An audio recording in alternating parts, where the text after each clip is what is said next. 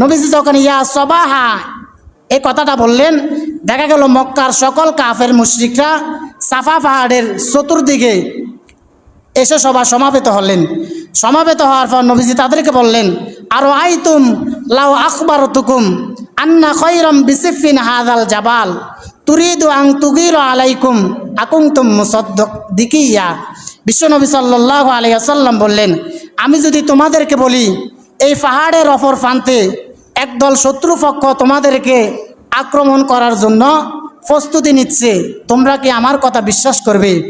মক্কার সকল কাফের মুশরিকরা বলল, হে মুহাম্মদ, তুমি কখনো মিথ্যা কথা বলো নাই, আমরা কখনো তোমাকে মিথ্যা কথা বলতে দেখি নাই। তুমি যদি বলো তাহলে আমরা অবশ্যই বিশ্বাস করব। বিশ্বনবী সাল্লাল্লাহু আলাইহি ওয়াসাল্লাম বললেন, তোমরা যদি আমাকে এত বিশ্বাস করো, তোমরা যদি আমাকে এত ভালোবাসো, তাহলে তোমরা শুনো, আল্লাহ তাআলা আমাকে নবুয়ত আর রিসালাত দিয়েছেন।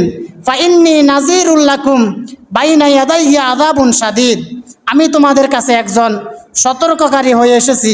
আল্লাহ তাআলা আমাকে নবুয়ত আর রিসালাত দিয়েছেন, সুতরাং তোমরা আমার নবুয়ত আর রিসালাত মেনে মুসলমান হয়ে যাও। সুবহানাল্লাহ।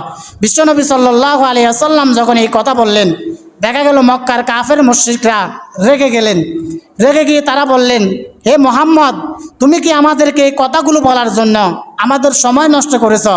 তুমি কি আমাদেরকে এই কথাগুলো বলার জন্য এখানে নিয়ে এসেছ? দেখা গেল আমাদের নবীজির চাচা আবু তালেব, আবু লাহাব রেগে গেলেন। রেগে গিয়ে আমাদের নবীকে গালি দিলেন।